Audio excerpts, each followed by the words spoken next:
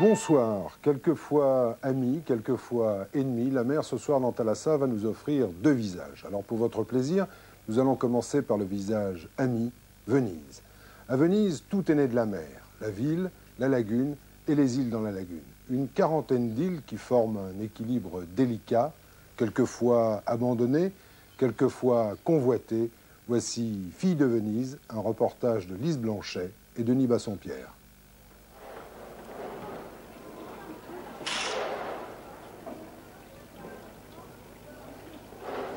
Tony. Ciao, professore. Ciao. Senti, non mi hai detto cosa si vede? Ma ti la passione del musico oppure guarda. Tu la pesca ora? Pesca. Ma ti va stamattina o dopo? No, la nel pomeriggio. Ah, nel pomeriggio.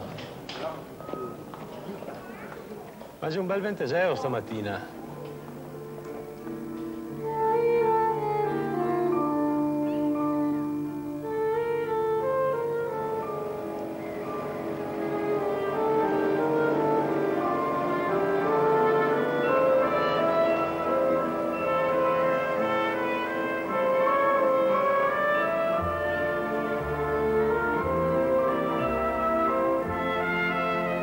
J'ai vécu aux États-Unis 18 ans à peu près. Je faisais le professeur de littérature italienne et j'ai préféré changer genre de vie, faire de quelque chose de plus vivant.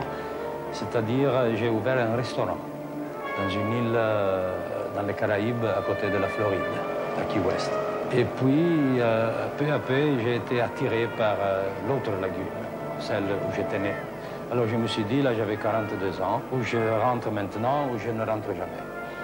La première chose que j'ai fait, je me suis acheté un bateau. C'était un petit bateau à rame. C'était le rêve de mon enfance d'avoir un bateau. C'est la première chose que j'ai fait.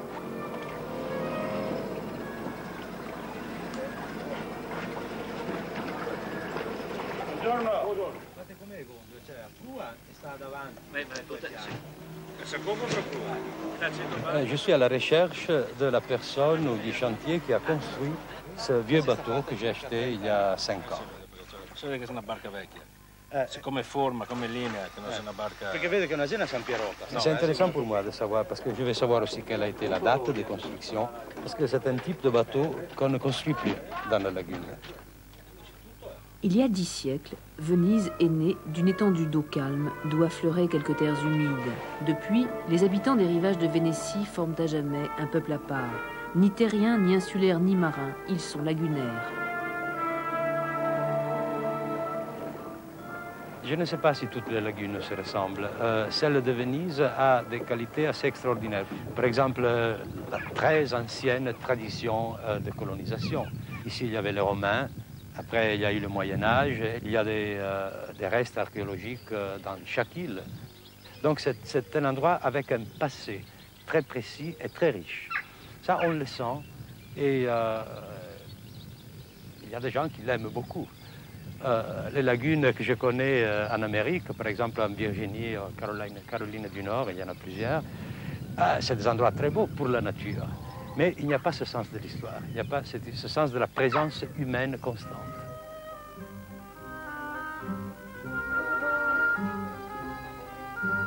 Au cœur des marais, le joyau s'étale, la sérénissime Venise, un coquillage posé sur le sable mouillé. Son histoire est inséparable de celle de sa lagune. Avant Venise, la lagune était semblable à ces paysages marécageux, peuplés d'herbes folles, de roseaux et d'oiseaux migrateurs.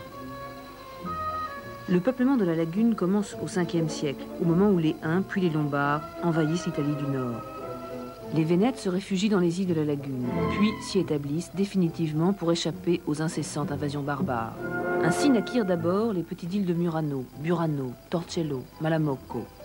Entre la terre ferme et la mer Adriatique, la lagune forme un cocon tranquille dans lequel les Vénètes s'épanouissent. Venise naît au 9e siècle, bâtie sur 118 îlots de boue, isolée et protégée par sa lagune qui laisse entrer les marais par 3 bouches naturelles.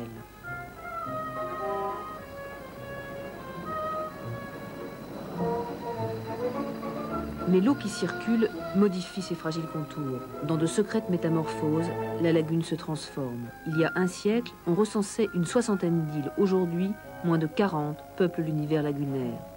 Certaines sont des communes, d'autres des petites régions. Quelques-unes rares sont privées, quelques autres sont publiques. Beaucoup sont maintenant abandonnés, reliquats d'un passé glorieux.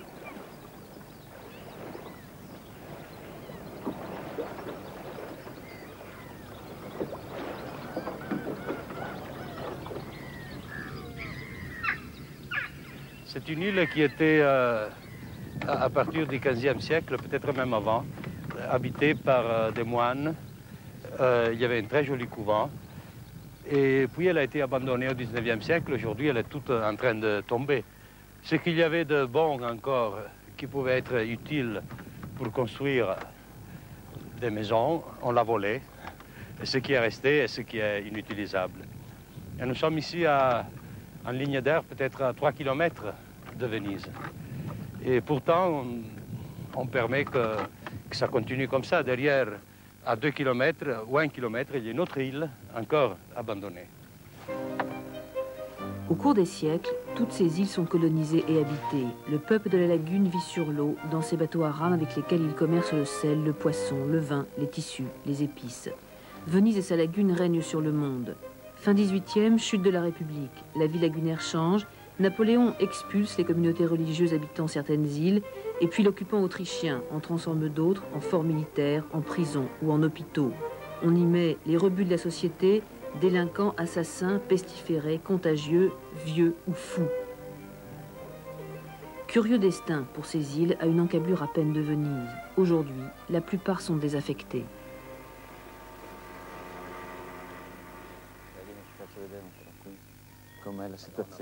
Comme si la société vénitienne ne pouvait plus supporter la réalité barbare d'enfermer ses exclus sur des îles.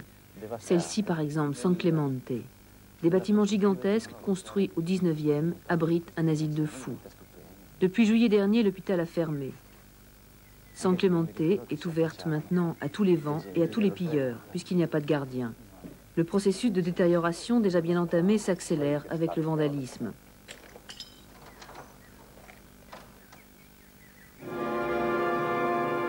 À San Clemente, tout est resté, comme si les fous avaient quitté précipitamment l'île maudite, un sauf-qui-peut sordide.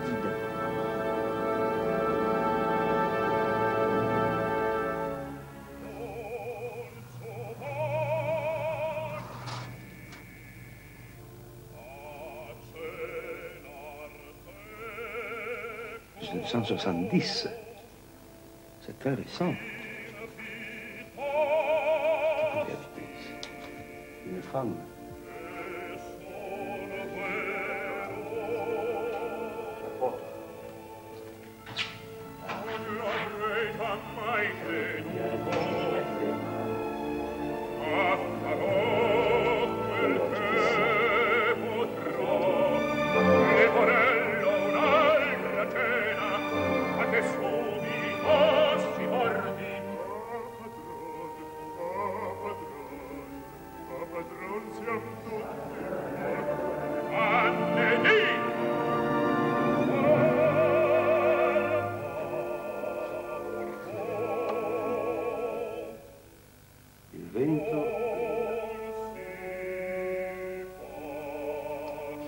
Le vent hurle.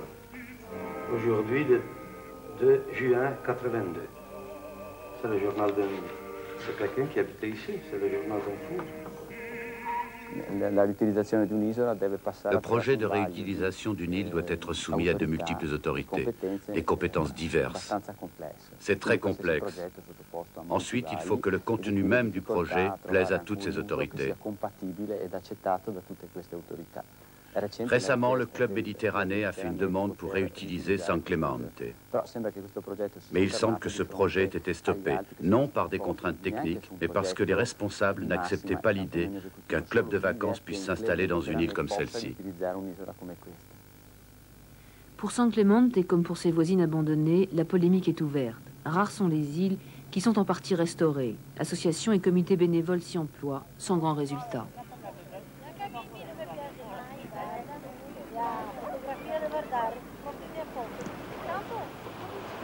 Les habitants de la lagune, ils sont moins d'1 million, ont toujours appris à se déplacer dans le dédale des canaux et des marécages. Sur ces eaux peu profondes, ils circulent maintenant à moteur.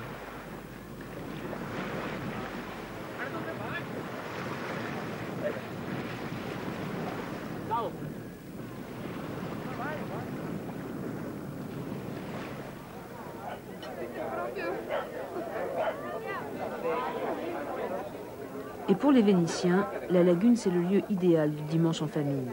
Un univers rassurant et amical, tous possèdent une de ces petites barques à fond plat, typiques de la lagune.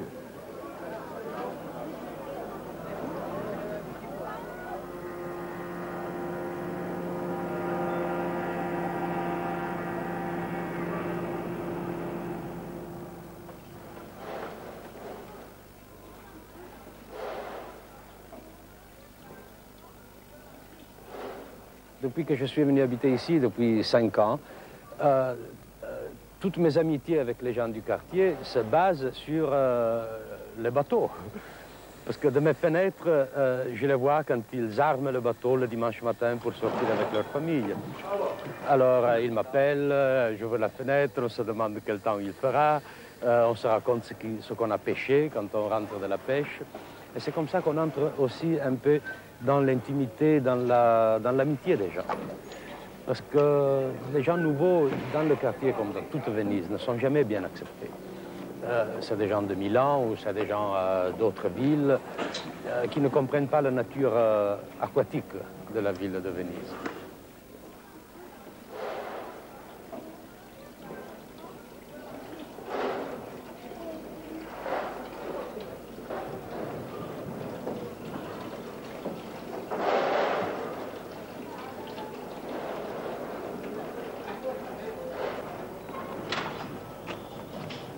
En ce moment, je m'occupe du projet UNESCO sur l'écosystème lagunaire vénitien.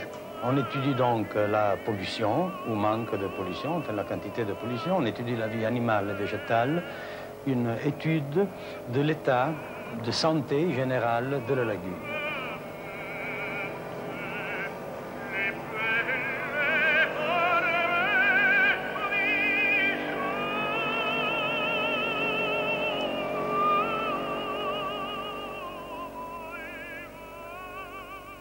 Venant de la terre ferme, de la plaine du Pô, des rejets agricoles et industriels, venant de la cité elle-même, des rejets urbains. La lagune est un mélange fragile d'eau douce et d'eau de mer. Toute pollution compromet cet équilibre. La prolifération chaque été de petites algues vertes est un signal d'alarme. Certaines zones sont polluées et menacent toute la faune et la flore lagunaire. Aujourd'hui, sous l'égide de l'UNESCO, une étude menée par des chercheurs italiens, français et anglais mesure le degré de pollution dans certains marais.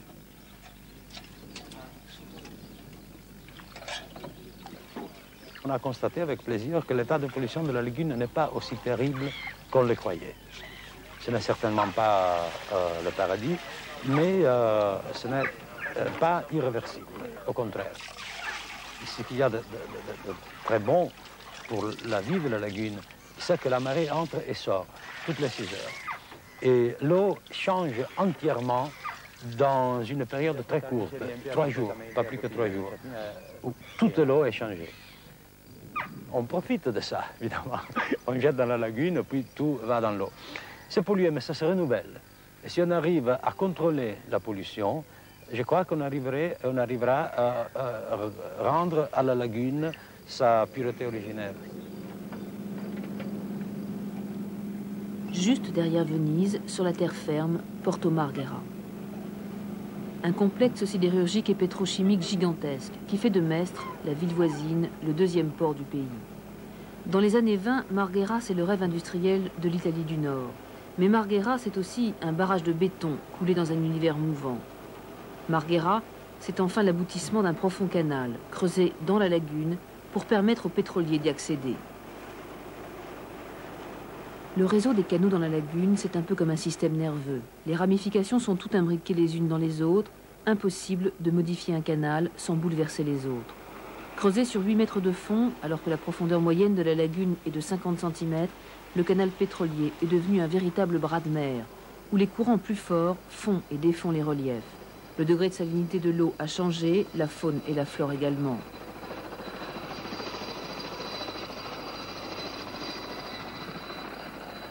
On sait maintenant, dans ce cas précis, que l'intervention humaine a été une erreur. Aujourd'hui, beaucoup voudraient interdire le trafic des gros bateaux dans la lagune et acheminer le pétrole par pipeline. Ne plus toucher à cet environnement où naturellement tout bouge, où des îles naissent, tandis que d'autres disparaissent. Aujourd'hui, les interventions tendent à conserver l'état de la lagune tel qu'il est maintenant. Ce n'est pas nécessairement bien de conserver comme c'est aujourd'hui, parce que la nature change, tout change. Mais puisqu'il y a cette ville de Venise au milieu, et il y a aussi 90 petites villes, villages au bord de la lagune, un changement topographique causerait une révolution dans la région. Alors, on conserve, je trouve que c'est bien.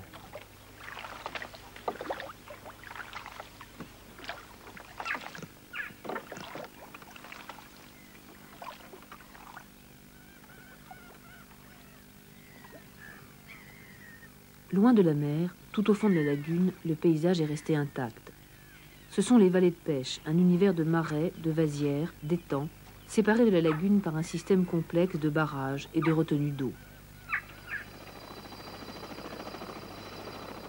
Chaque vallée de pêche, en moyenne 300 hectares, est propriété privée de quelques riches hommes d'affaires de Vénétie. On peut en automne et en hiver y chasser le canard, moyennant un droit de chasse exorbitant. Mais ces vallées de pêche sont surtout le lieu de prédilection pour l'élevage du poisson. Dans ces bassins grandissent bars, anguilles, dorades. Les vallées de pêche existent depuis fort longtemps. La pisciculture, elle, s'est développée au cours de ce siècle, favorisée par l'apport d'eau douce venant de la terre.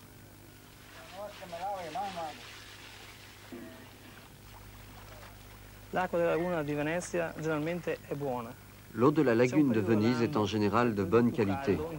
Mais dans les périodes les plus chaudes de l'année, les algues macèrent et deviennent un peu nocives, surtout dans les parties les plus proches de la mer. Par contre, dans les vallées de pêche qui sont fermées, l'eau reste généralement bonne. Dans les vallées, on réussit à avoir une eau meilleure que dans la lagune ouverte.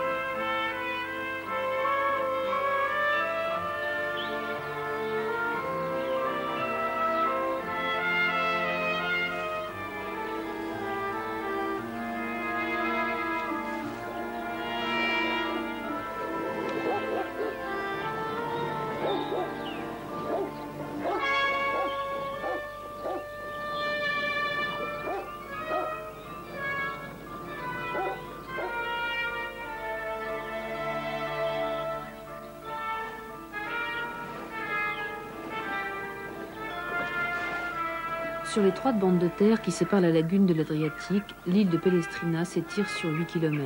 La tradition de pêche est solidement maintenue autour de Venise, mais c'est la lagune qui impose ses règles.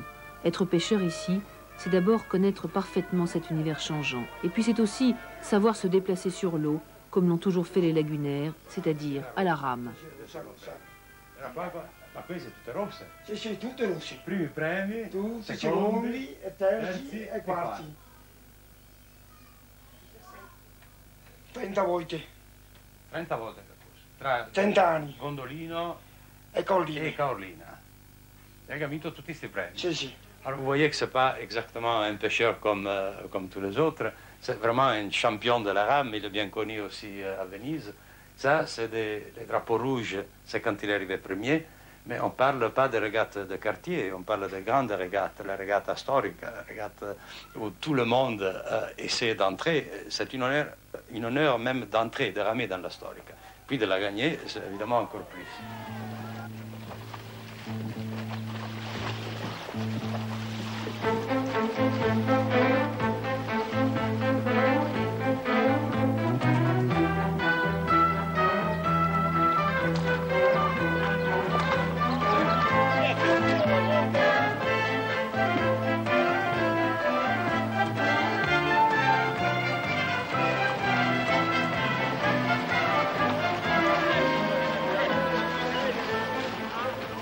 La confrontation sur l'eau et à la rame fait partie de l'histoire d'amour entre la lagune et ses habitants. Plusieurs fois dans l'année, des compétitions rassemblent les rameurs. Manifestations prestigieuses comme la régate historique ou amicales comme celle-ci, la Vogalonga.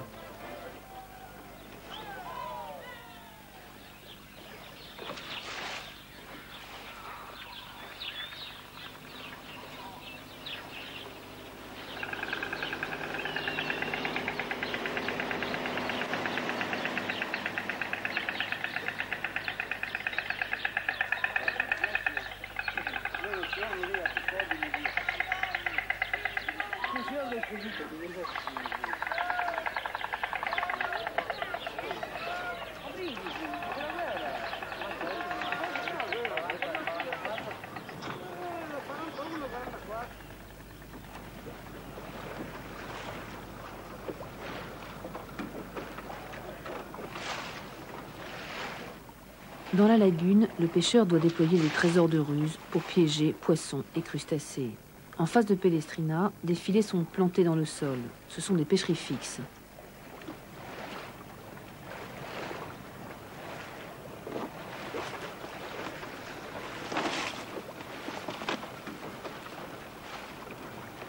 Mais il existe des dizaines de types de pêche différentes, aussi ingénieuses les unes que les autres. Pour chaque poisson ou pour chaque crabe correspond une manière ancestrale de procéder.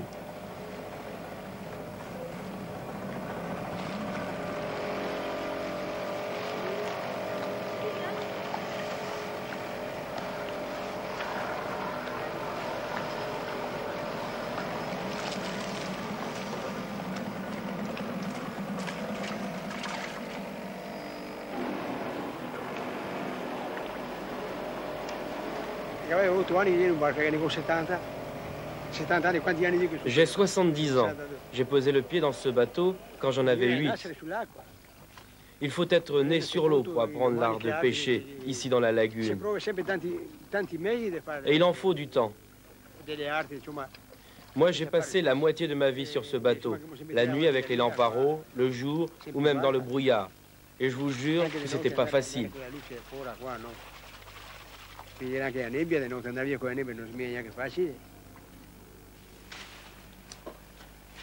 Les terres plates et humides de la lagune sont propices aux cultures maraîchères. Traditionnellement, à Pellestrina, comme dans d'autres îles, on est pêcheurs et paysans.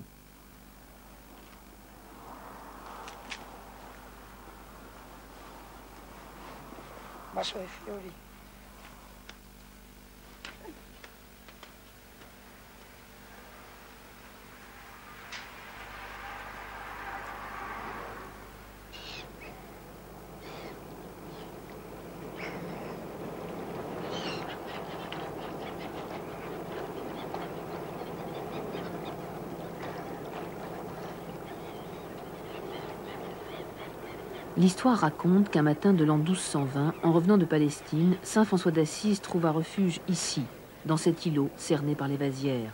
Depuis, l'île porte le nom de San Francesco del Deserto, Saint François du désert. Aujourd'hui, une communauté de 10 franciscains l'habite. C'est un lieu magique où la nature, ordonnée et paisible, semble originelle.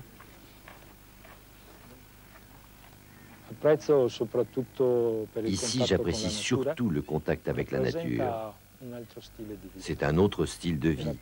C'est peut-être la vie pour moi. La rencontre avec la nature, avec Dieu, avec les hommes. Disons que nous vivons une existence qui, selon nous, a une dimension plus vraie. Ce que l'on ne trouve pas sur la terre ferme. Ici, il y a de l'espace, du calme, de la paix et de la fraternité.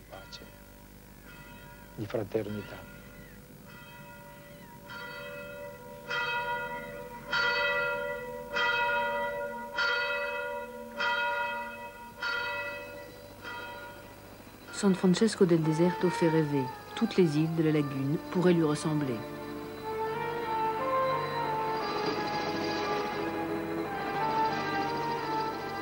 C'est un besoin biologique, celui de revenir à l'endroit où on est né, où on a passé sa jeunesse. Moi, je l'ai bien constaté avec mes amis émigrants. C'est comme les anguilles qui vont dans la mer des Sargasses. Moi, je le sens très fort. Je suis très satisfait de pouvoir être ici maintenant. La paix, on la trouve dans l'endroit où on est né.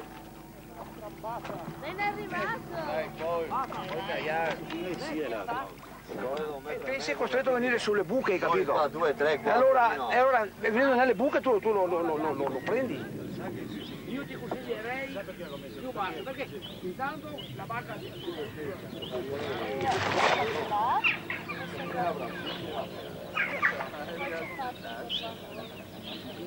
Oh, che bella boia!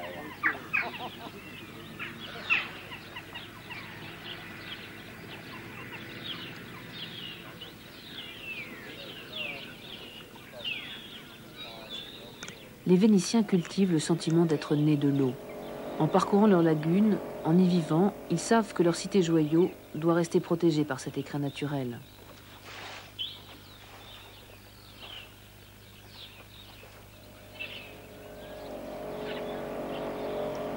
Ils savent aussi que cette lagune, c'est leur mémoire, leur identité, et qu'elle est la clé de tout leur mode de vie.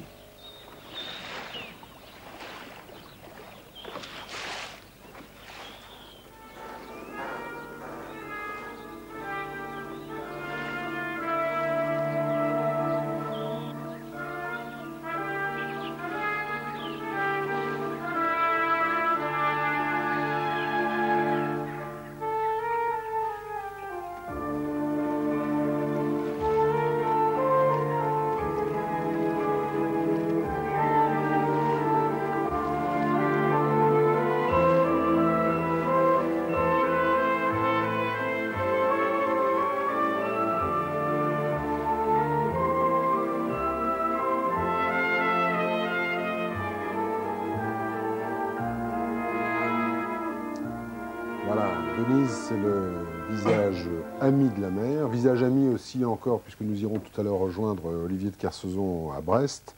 Nous allons passer au visage ennemi de la mer. Rappelez-vous, dimanche, il y a eu un départ, c'était le départ du Vendée Globe Challenge, le tour du monde en solitaire, sans escale et sans assistance.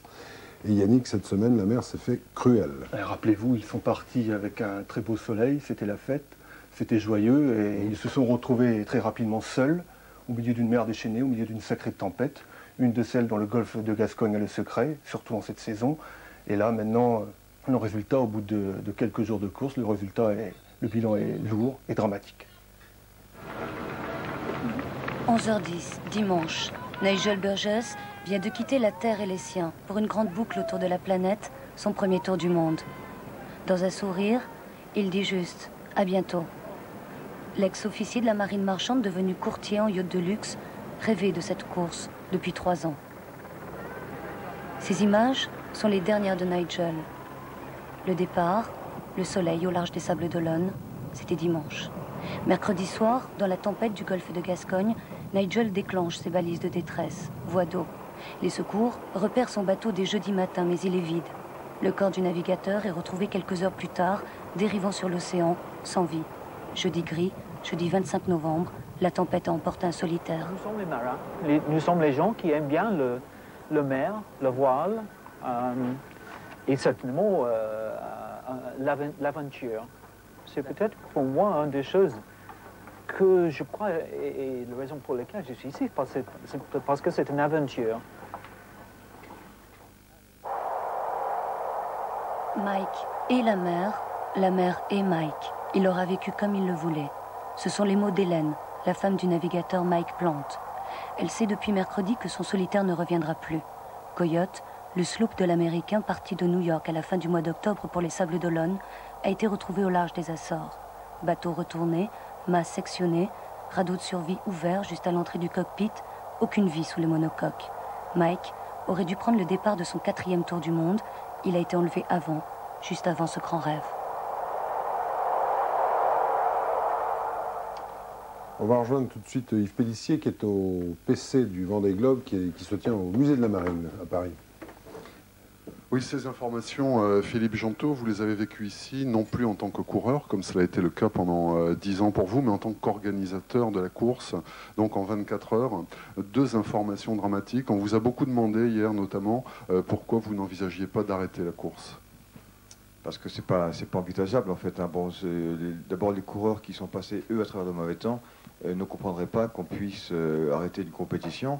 Peut-être même ceux qui sont revenus au port le comprendraient encore moins. Et peut-être même pour la mémoire de ceux qui sont disparus, eh bien, il faut continuer. Est-ce que brutalement le Vendée Globe est devenu entre guillemets dangereux?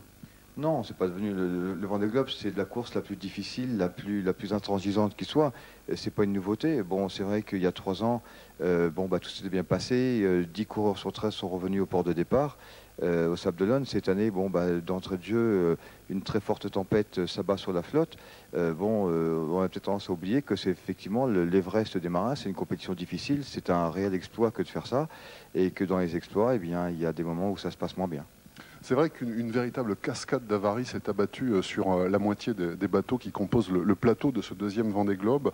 Un grand nombre d'entre eux ont dû se résoudre à faire demi-tour sur avarie pour regagner le port des Sables d'Olonne, qui est le seul lieu où ils peuvent réparer avant de repartir pour prendre un départ individuel pour refaire ce tour du monde en solitaire, sans escale autant que possible. Ça a donné lieu à des scènes, je dirais, une ambiance très particulière et des heures placées sous le signe du chronomètre. Mercredi 25 novembre, saletant sur les sables, saletant sur le Vendée Globe. Après 3 jours de course seulement, les avaries se succèdent. Ce soir, premier retour annoncé, celui de Jean-Luc Vandenel. L'atterrissage risque d'être délicat. À tout hasard, le canot de sauvetage se prépare à intervenir. 20 h, l'étrave de Sofa Pelvim s'engage dans le chenal. Jusqu'au dernier instant, VDH a tremblé pour son mât principal. Une partie du système de haubanage s'est rompue 2 jours plus tôt. Avarie majeure, irréparable avec les moyens du bord.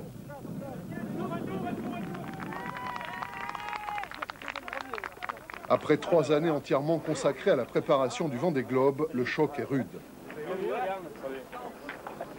Sur le coup, je me suis dit, bon, bah, c'est fini, pour moi la course est terminée parce que j'étais parti pour essayer de la gagner, je ne suis pas parti pour essayer de courir après les autres. Et puis, après une journée de réflexion, en réfléchissant et tout, je pense que de midi, je vais repartir. Sitôt amarré, le voilier est investi par l'équipe technique. À titre de précaution, on va remplacer toutes les pièces du même type. Pendant ce temps, VDH, lui, ira prendre un peu de repos. Jeudi, 6 h du matin, un nouveau voilier rentre avec la marée. Philippe Poupon a des problèmes de quilles. Il pense pouvoir réparer et repartir sous 24 heures. Pour lui aussi, la surprise fut de taille et derrière le visage fermé, on devine aisément la déception. Le premier indice où j'ai vu qu'il y avait un petit problème, j'ai commencé à... Et ça, c'était lundi après-midi, donc quand même une journée après le départ. J'ai commencé à envisager la chose déjà. Donc j'ai eu 24 heures pour digérer et quand j'ai abattu en grand pour entrer sur les Sables d'Olonne, ça y est, c'était déjà réglé. Le bateau est sorti de l'eau, on peut établir le diagnostic. Il va falloir remplacer tous les boulons qui retiennent la quille et Philou devrait pouvoir repartir dans les délais prévus.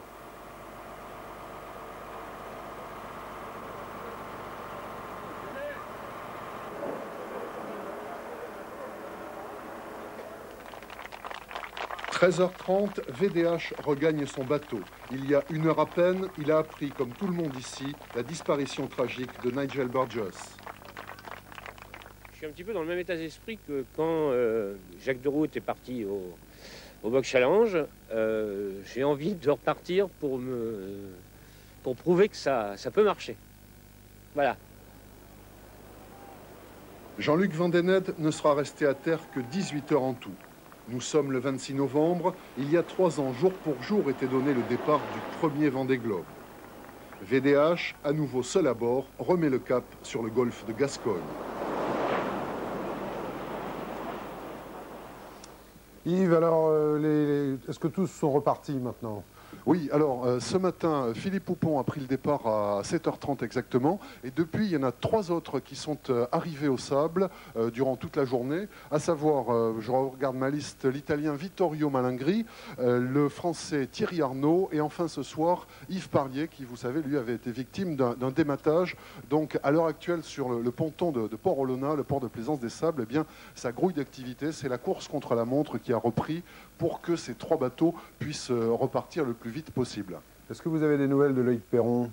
Oui, Loïc Perron devrait lui arriver demain dans le courant de la journée, plus exactement dans l'après-midi. Vous savez qu'il est victime d'une voie d'eau importante qui provient de la coque de son bateau. Donc il avance à une allure tout à fait raisonnable, il reste prudent, mais il envisage lui aussi donc d'arriver au sable demain après-midi et puis de faire le constat exact de ses avaries. Philippe Gentot est toujours avec vous ? Pardon ? Philippe Gentot est toujours à côté de vous. Il est toujours à côté de moi, fidèle au poste. Est-ce que c'est pas trop dur de repartir comme ça sur le plan psychologique ? Oui, c'est évident. Je dirais que tous ces coureurs-là étaient des coureurs qui partaient pour le podium et puis pour la victoire. D'ailleurs, moi je l'ai bien senti en parlant avec les coureurs quand ils m'ont annoncé leur demi-tour. Tous étaient démoralisés et n'envisageaient même pas de repartir. Et c'est que quelques heures après ou le lendemain, qu'ils avaient un petit peu digéré leur malheur, qu'ils se sont dit, la compétition c'est une chose, mais l'aventure du Vendée Globe demeure, la difficulté demeure, le défi personnel demeure. Et il faut absolument, bien pour ça, pour ceux qui nous ont fait confiance, repartir. Et tous aujourd'hui, Philippe Poupon, Jean-Luc Van Den Heede sont repartis. Ils ont le mort aux dents pour rattraper ceux qui sont devant. Quelle est la météo qui est prévue pour ces quelques jours qui vont arriver? Non, là c'est très bon. Hein. Météo France a prévu du petit temps médium. Et les concurrents qui sont en ce moment en tête de la course, justement, se plaignent déjà du petit temps qu'ils rencontrent. Et ceux qui sont dans le golfe de Gascogne n'auront pas pendant le week-end de problème. Oui, Georges, on peut peut-être en profiter effectivement pour faire un point sur les bateaux qui sont, je dirais, dans la première version de la course, ceux qui n'ont pas fait demi-tour. En tête, le Benjamin, c'est Alain Gauthier sur son ketch flambant neuf, qui a très bien passé la tempête, qui a su négocier toutes les embûches. Il est donc en tête, suivi par Bertrand de Broc, Alan White-Thomas, le surprenant hongrois Nandorfa, Bernard Gallet, José Luis de Ugarte, l'Espagnol, et enfin Jean-Yves Asselin sur son bateau Solo Nantes. Et ils sont en train de doubler la péninsule ibérique, et la prochaine marque de passage qui est aux Canaries, eh bien les premiers bateaux, c'est-à-dire Alain Gauthier et Bertrand de Broc, devraient la passer, Philippe, je pense, lundi dans la soirée ou mardi. Oui, tout à fait. Hein. Si le vent tient comme il est, il devrait l'atteindre lundi dans la soirée. Ouais. Et en ce moment, en fait, les navigateurs sont en train de faire du rangement à bord. Après toutes les émotions de ces 3 jours de tempête dans le Golfe, ils rangent, il y a des fuites de gazole un peu partout, tout est en vrac et on se remet de ces émotions et on passe, je dirais, à une régate un peu plus fine. Merci Yves. Je voudrais juste rappeler pour ceux qui ont un Minitel, si vous voulez avoir tous les renseignements 24 h sur 24, c'est le 3615 code Thalassa. Puis si vous n'avez pas de Minitel, il vous suffit de composer, que vous habitiez Paris ou la province, le 36 68 68 33. On va abandonner l'Atlantique, on va abandonner les courses pour partir en Méditerranée en compagnie de Stéphanie.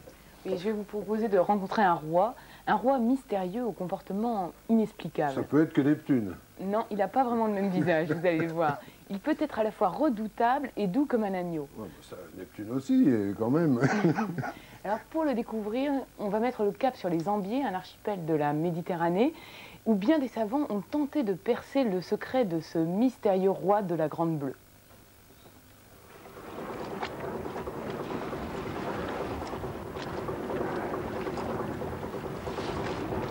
Là, je l'ai vraiment bien vu, hein, tout près. Là, il est vraiment... Il est calme, là, il a bâillé, là. Formidable. C'est vraiment le roi, je pense.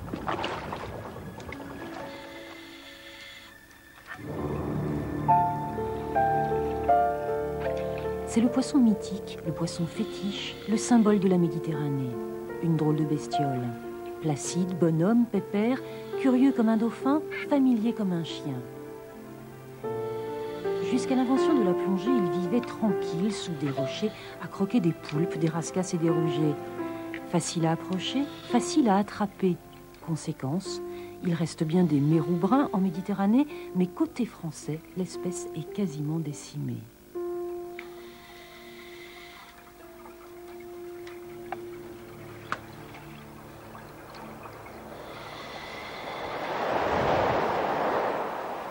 Bizarre. Un jour, des hommes, des pêcheurs, des savants se sont interrogés. Mais pourquoi donc ne voit-on jamais de bébés? Que ce soit en plongée ou bien dans les filets, tous les mérous qui vivent chez nous sont déjà d'un âge avancé. Le mérou français serait-il atteint de stérilité, une libido à zéro ou une sexualité entre deux eaux? Mystère. Et puis un beau matin, surprise, on découvre au coin d'un rocher un authentique, un merveilleux bébé mérou. Puis un deuxième, puis un troisième. Bizarre. Maurice Ier, lors de sa découverte, 3,5 cm, 2 grammes et des tonnes de questions encore sans réponse. Alors ces petits mérous, d'où viennent-ils? Première hypothèse qui peut être envisagée, c'est que jusqu'à maintenant ils y étaient, mais on passait à côté, on ne les voyait pas. Une autre hypothèse, c'est que jusqu'à maintenant la reproduction des mérous qui sont sur nos côtes françaises n'était pas efficace. Les jeunes ou les œufs n'étaient pas viables pour différentes raisons, alimentaires ou de température. Et troisième raison, on peut penser également que la reproduction qui avait lieu avant dans le sud de la Méditerranée est remontée, les aires de reproduction sont remontées un petit peu vers le nord de la Méditerranée, là aussi pour des raisons diverses qui peuvent être invoquées, notamment la température. Quelques dixièmes de degrés en plus et la grande bleue connaîtrait une métamorphose. Girelpan, anémone, oursin diadème et mérou brun, une nouvelle faune venue du sud vient habiter la Côte d'Azur. Migration ou mutation? En 86, des scientifiques ont décidé d'en avoir le cœur net. Ils créent un groupe d'études du mérou, le GEM, pour se pencher sur les énigmes de son comportement et de sa reproduction. 2 jeunes vétérinaires sont chargés des recherches. Objectif, connaître l'origine de notre mérou français. En d'autres termes, tracer l'arbre généalogique du jeune Maurice. Première opération, établir la carte génétique des mérous espagnols et tunisiens, voir s'il y a des différences ou si ce sont les mêmes qui se baladent.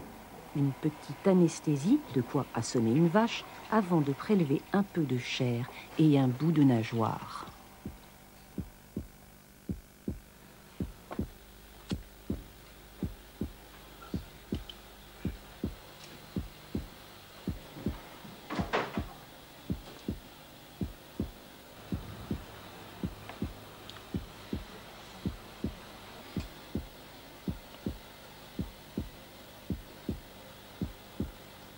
Le plus délicat, c'est de maîtriser suffisamment bien l'anesthésie.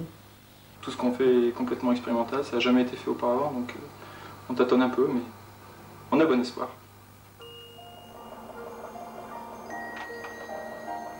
Finalement, peu importe que Maurice soit français ou maghrébin. L'essentiel est qu'il rencontre un jour une petite mère mérou, qu'il soit heureux et surtout, qu'ils aient beaucoup d'enfants.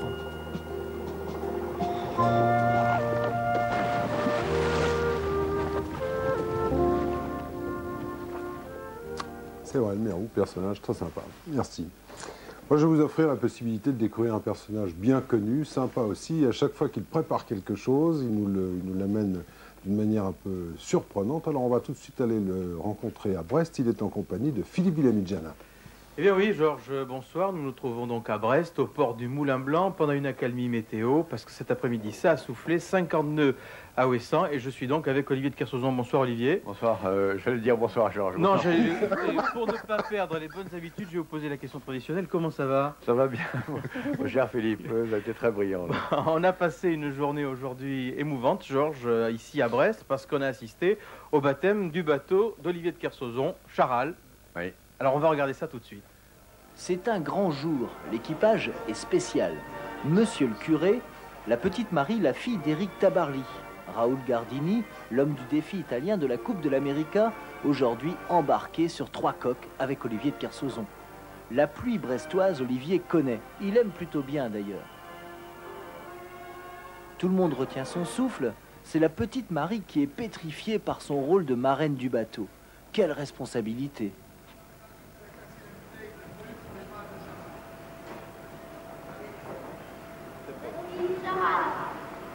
Clac, net, sans bavure, de bon augure. Les 5 marins peuvent fêter leur petite reine et Raoul Gardini applaudir. Alors après la Coupe de l'América, un nouveau défi. J'imagine que c'est surtout une belle aventure pour vous. C'est une nouveauté. C'est la première fois que mes aventures dans le monde de multicoque. Quelque chose qui m'a toujours donné des curiosités que je n'avais jamais fréquentées. Alors Olivier, baptême pluvieux, baptême heureux, c'est ce qu'on dit en général, non? Oui, c'est ça, C'est ça, la bouteille s'est cassée du premier coup, oui. C'est un bon présage. La marraine était formidable. Et la marraine était formidable et ça, mignonne. pour moi, c'était très important. Dites-moi, à l'heure où la mer est dure, quand on voit ce qui se passe dehors, là de l'autre côté de la rade, même si on a confiance dans son bateau et dans son équipage, est-ce qu'il n'y a pas une place pour le doute? Non, non, pas du tout. Non? Non, non, pas chez moi, non, non.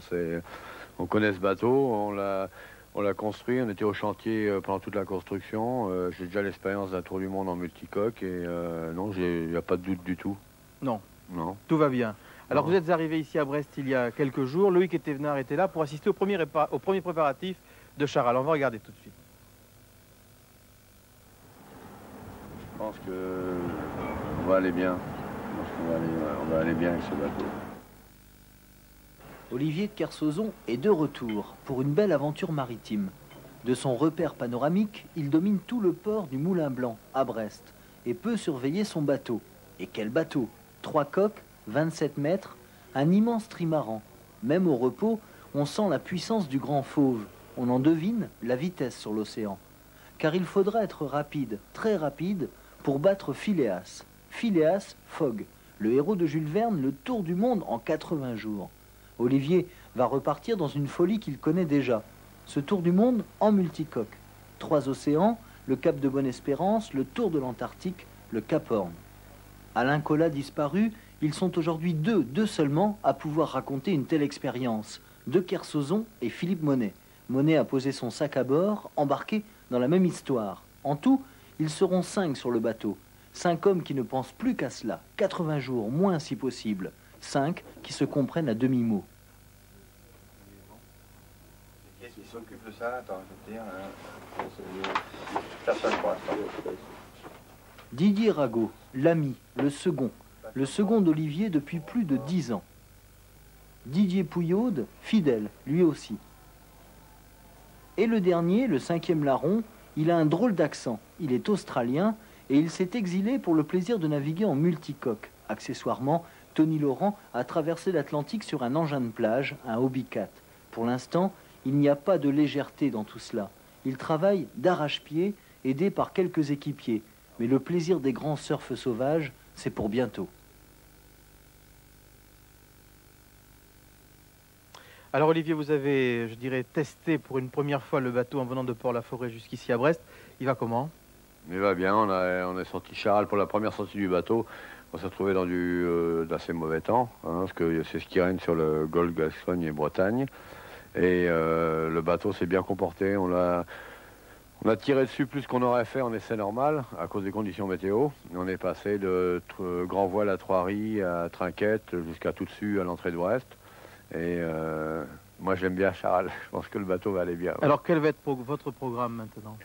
Le programme continue, c'est-à-dire que on a construit le bateau en moins de 3 mois. Et à partir de lundi, parce que l'équipage est au repos samedi et dimanche, on a entraînement tous les jours, avec des périodes où c'est l'entraînement à la journée pour les essais de voilure. Ça fait de 9 h du matin, on largue les amarres jusqu'à 15 h.